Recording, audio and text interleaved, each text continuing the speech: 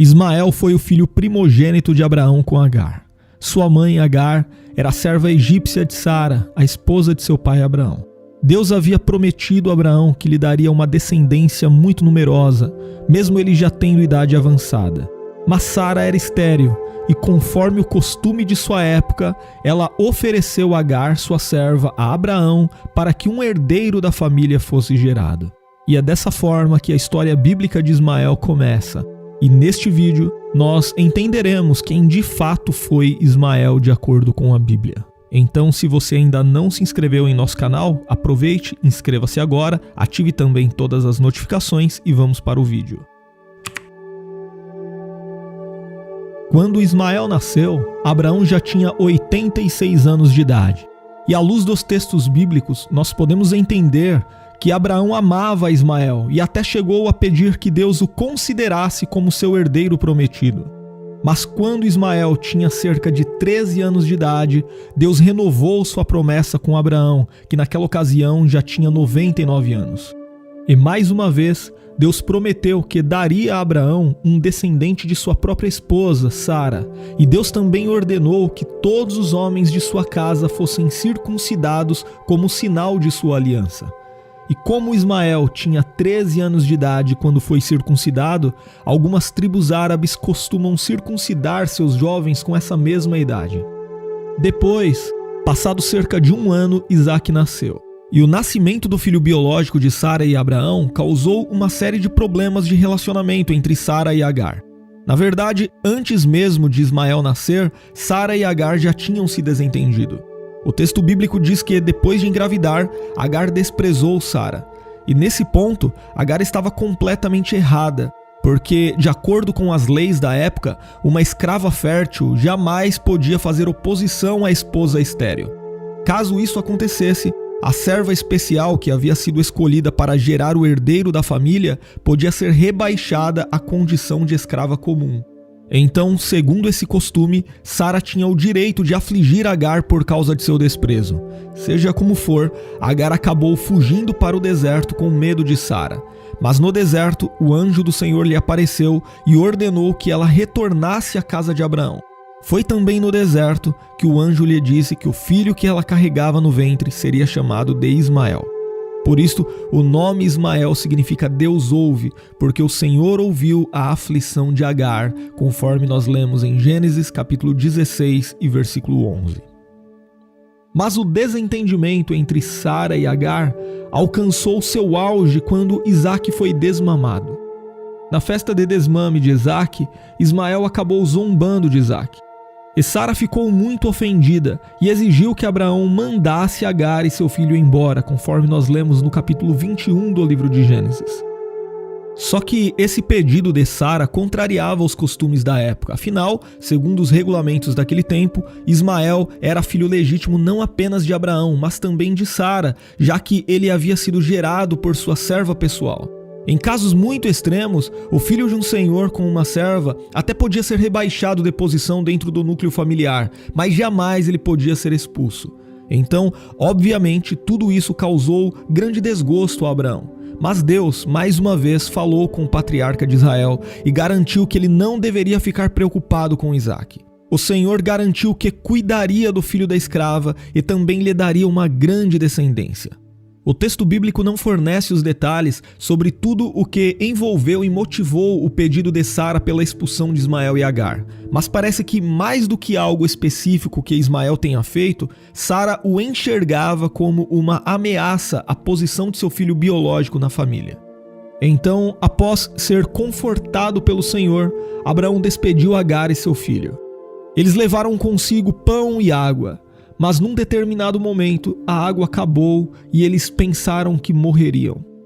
A Bíblia diz inclusive que naquele momento, Agar colocou Ismael debaixo de uma árvore e se afastou dele para não vê-lo morrer. Nesse ponto, é comum as pessoas imaginarem que àquela altura Ismael era um menino bem pequeno, mas muito provavelmente ele já era um adolescente com a idade de cerca de 16 anos. E ainda no capítulo 21 do livro de Gênesis, nós lemos que Deus socorreu os dois, a Agar e a Ismael. E mais uma vez, ele renovou sua promessa de que faria de Ismael um homem muito próspero. Ismael então foi viver juntamente com sua mãe no deserto de Berseba e depois no deserto de Parã. E embora Isaque tenha ficado como o único herdeiro de Abraão, Ismael e os demais filhos de Abraão fora de seu casamento com Sara foram beneficiados por ele, conforme nós lemos no capítulo 25 do livro de Gênesis. Isso significa que tanto o filho de Agar, o Ismael, quanto os filhos de Quetura, todos receberam bens materiais da parte do patriarca. E embora tenha havido aquele desentendimento entre Ismael, Isaque, Agar e Sara, depois de adultos, a Bíblia não registra mais nenhum desentendimento entre Ismael e Isaque. Inclusive, os dois aparecem no texto bíblico de Gênesis, no capítulo 25, como os responsáveis por cuidar do sepultamento de Abraão em Macpela. A Bíblia conclui a história de Ismael, informando que ele se tornou um grande caçador. Ele era muito habilidoso com arco e flecha, e Agar buscou uma esposa egípcia para Ismael, e com ela ele teve 12 filhos e uma filha.